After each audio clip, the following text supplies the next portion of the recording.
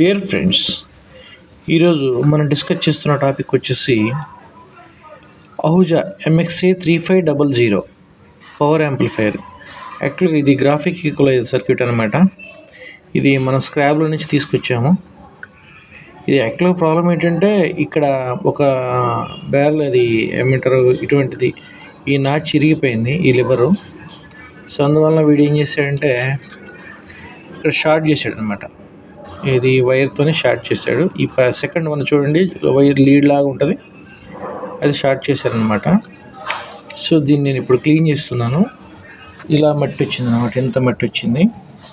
So ఇది clean చేసి so ఎలా చేయాలి, ఏం చేయాలని చెప్పి చెప్తున్నాను. Like and subscribe.